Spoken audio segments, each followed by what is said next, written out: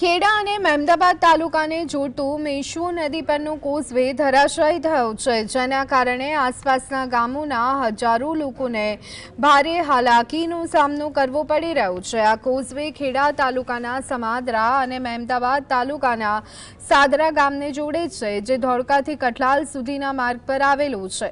આ માર્ગ ખેડા જિલ્લા હસ્તક બનાવવામાં આવ્યો હતો અને તે 3 તાલુકાના 40 થી 45 ગામોને જોડતો મહત્વનો રસ્તો હતો।